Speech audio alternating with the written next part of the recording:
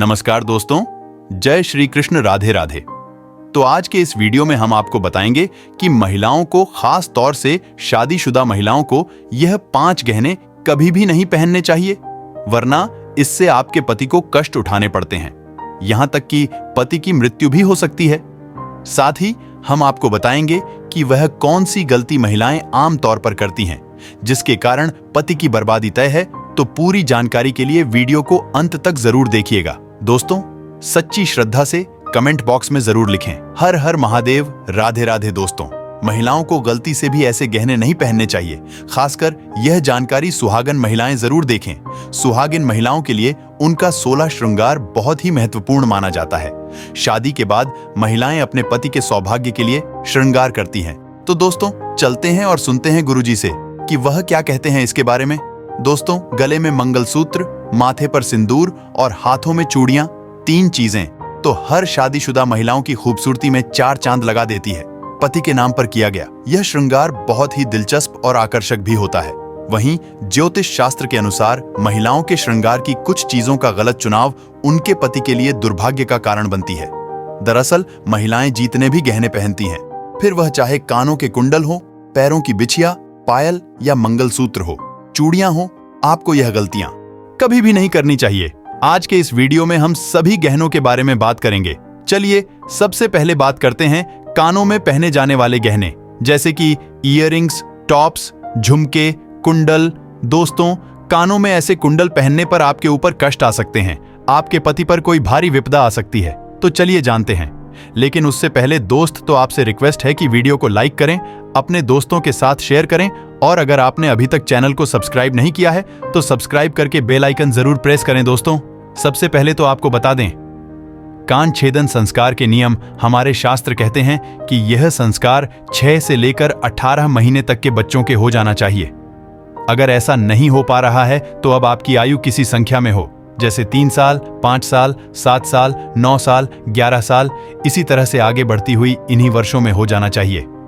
ध्यान रखने वाली बात यह है, यह संस्कार अगर लड़कों का हो रहा है तो पहले दाहिने कान का छेदन होना चाहिए, फिर दाहिने कान, और बालिकाओं में यह क्रम उल्टा हो जाता है, उनका पहले बाएं कान का छेदन होना चाहिए, फिर दाहिना। बालिकाओं में एक और चीज होती है, उनकी नाक, उसे भी छेदा जाता है, और वह भी बायां। यहां पर सबसे खास बात यह है, शास्त्रों में स्पष्ट बताया गया है कि लड़कियों की नाक के बाएं ओर के हिस्से को छेड़ना चाहिए, सीधे हाथ की तरफ नाक कभी भी नहीं छेड़नी चाहिए, वरना इससे दोष लगता है। दोस्तों, कानों में कुंडल पहनने से महिलाओं तथा बालिकाओं को स्वास्थ्य रोग, सिर दर्द की समस्याओं से छुटकारा मिलता है। ज्यादातर यह देखा गया है कि जिन महिलाओं तथा बालिकाओं के कान में छेद होता है तो वह इन रोगों से बची रहती है, साथ ही साथ इनके सोचने की शक्ति और याददाश्त और बढ़ जाती है। दोस्तों, शास्त्रों के अनुसार कान में ऐसा कुंडल किसी भी महिला को नहीं पहनना चाहिए। लगता है सबसे बड़ा पाप, और लगती है यह घातक बीमारी। आजकल देखा जाता है कि ज्यादातर माताएं, बहनें नकली धातुओं से बने आभूषण को धारण करती हैं, जिससे उन्हें तमाम तरह की परेशानियों का सामना करना पड़ता है। आपको सलाह दी जाती है कि इन चीजों से हमेशा बचें और लंबे समय तक इन धातुओं को कभी भी ना पहनें। आप कानों में कुंडल अगर पहनती है तो सोने तथा चांदी के धातु का ही प्रयोग करें। अगर आप कानून में किसी और धातु का प्रयोग करते हैं तो इससे आपके सभी ग्रह बिगड़ सकते हैं, आपके ऊपर दोष लग सकते हैं, यहां तक कि आपके पति पर सबसे बुरा असर पड़ता है। किसी और धातु को कान में डालने से कैंसर जैसी घातक बीमारी भी हो सकती है, इसलिए सावधान रहें। दोस्तों, अगर आप कान में सोने या चांदी के कुंडल नहीं डाल सकते हैं, क्षमता अनुसार या किसी और कारणवश, तो ऐसे में आप अपने कानों में नियम की डंडियां डाल सकते हैं। आपने अपने घर में बड़े बुजुर्गों को, नानी दादी को कहते भी सुना होगा कि कभी भी खाली का नहीं रहने चाहिए। कान में अगर आप कुछ ना डालना चाहे तो नियम की डंडियां जरूर डालकर रखें। दोस्तों, शादीशुदा महिलाएं सावधान रहें, नहीं तो आपके घर में अनर्थ हो जाएगा। शास्त्रों के अनुसार व्यक्ति पर सबसे भारी दोस्त अब लगते हैं जब वह किसी पराये व्यक्ति की चीज का इस्तेमाल करें। इसीलिए सुहागन महिलाएं कभी भी किसी और के कुंडल अपने कानों में न डालें, अन्यथा आपका वैवाहिक जीवन खराब हो सकता है, उसका दोष आपके ऊपर आ सकता है। ऐसे में आपको मंगलसूत्र भी किसी और का इस्तेमाल नहीं करना चाहिए, नहीं तो बुरे परिणाम आपको झेलने पड़ सकते हैं। इसीलिए आपका वैवाहिक जीवन कभी खराब ना हो, आप यह सावधानी जरूर बरतें। दोस्तों, विवाहित महिलाएं पैरों में बीच की 3 उंगलियों में बिछिया पहनती हैं। यह गहना सिर्फ सांस श्रृंगार की वस्तु नहीं है।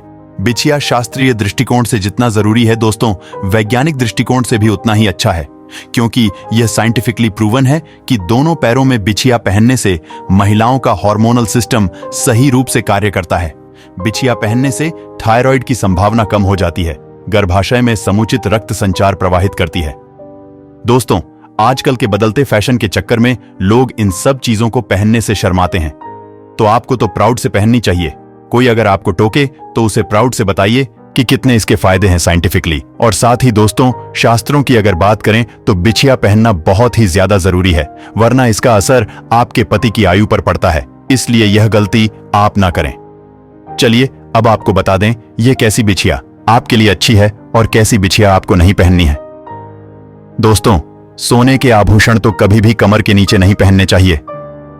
यह हमने आपको पहले भी बहुत बार बताया हुआ है। साथ ही इस बात का ख्याल आप रखें कि कभी भी आपको डीली बिछिया जो आपके पैर से निकल रही हो, बार बार ऐसी बिछिया नहीं पहननी चाहिए, क्योंकि माना जाता है कि इससे पति पर कष्ट बढ़ते हैं। तो अगर ऐसी बिछिया पहनते हैं तो अच्छा होगा कि इसे तुरंत आप बदल लें। और वैसे भी दोस्तों, ढीली बिछिया गुम होने का भी डर रहता है, हो सकता है निकलकर कहीं गिर जाए, तो ऐसा बिल्कुल भी शुभ नहीं होता।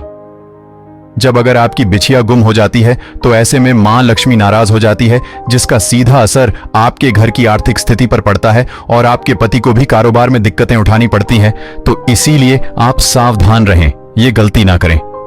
चलिए अब आपको बता दें कि कैसे बिछिया अच्छी है।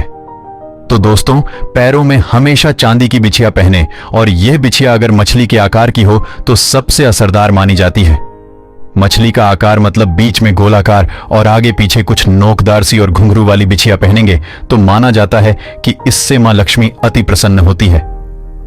दोस्तों, आपने देखा होगा घर में बड़े बुजुर्ग भी जो पायल या बिछिया पहनते हैं वो घुंघरू वाली होती है, क्योंकि घुंघरू की आवाज मां लक्ष्मी को आकर्षित करती है।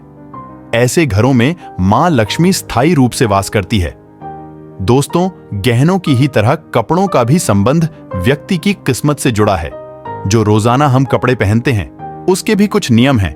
कुछ ऐसी गलतियां हैं जो आम तौर पर घर में महिलाएं कर बैठती हैं और इससे गरीबी आती है। तो लोग बोलते हैं कि हमने तो सब कुछ ठीक किया था, फिर क्यों हमें दरिद्रता झेलनी पड़ रही है।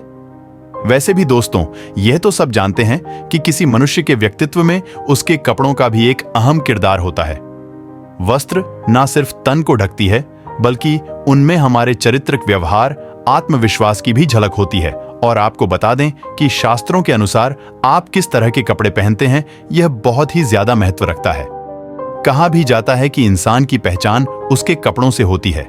वर्तमान दौर में नए फैशन के चलते बहुत से लोग कटे फटे कपड़े, जीन्स टॉप पहनते हैं, या फिर कभी कभी हम लापरवाही में कपड़े की सिलाई खुल जाने के बाद भी उसे ठीक नहीं करते।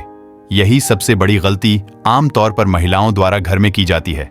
ज्योतिष शास्त्र के मुताबिक ऐसे कपड़ों को पहनना अशुभ माना जाता है। कटे फटे कपड़े पहनने से शुक्र ग्रह प्रभावित होता है और यह हमारे जीवन में होने वाली शुभ अशुभ घटनाओं के लिए जिम्मेदार हो सकता है। ज्योतिष शास्त्र के अनुसार कटे फटे कपड़े पहनने से शारीरिक और ऊर्जा नष्ट होती है। इससे हमारा शरीर अनेक प्रकार की बीमारियों से ग्रस्त हो जाता है। शुक्र के प्रभाव से बचने के लिए आपको कटे फटे कपड़े पहनने से बचना चाहिए। महिलाओं को घर में इस तरह के कपड़ों को तुरंत ठीक कर लेना चाहिए, और जो कपड़े अगर ठीक नहीं हो सकते हैं तो घर से बाहर कर दें। परिवार के सदस्यों को इस तरह के कपड़े ना पहने दें। कटे फटे कपड़ों को पहनने से दरिद्रता आती है, इसलिए भूलकर भी यह गलती अपने घर में ना होने दें। इस प्रकार के कपड़ों का इस्तेमाल नहीं करना चाहिए। दोस्तों, ध्यान दें, शनिवार के दिन कभी भी नए कपड़े ना पहने। नए कपड़े को केवल बुधवार, बृहस्पतिवार और शुक्रवार के दिन ही पहनना चाहिए। रात्रि के समय नए कपड़ों को बाहर नहीं छोड़ना चाहिए। इनमें नकारात्मक ऊर्जा प्रवेश कर सकती है, जो कि कपड़े पहनते समय हमारे ऊपर प्रभाव डालती है। तो दोस्तों, आपको ये वीडियो कैसा लगा हमें कमेंट में जरूर बताएं। इस वीडियो को लाइक करें, अपने दोस्तों के साथ शेयर करें और गुरुजी का ज्ञान चैनल को सब्सक्राइब करना ना भूलें। और हाँ, इस वीडियो से कोई भी सवाल हैं तो आप कमेंट बॉक्स में जरूर लिखें, और आपके पास कोई भी सवाल नहीं तो यस लिखें, क्योंकि यस लिखने से वीडियो बनाने का मोटिवेशन मिलता है। धन्यवाद।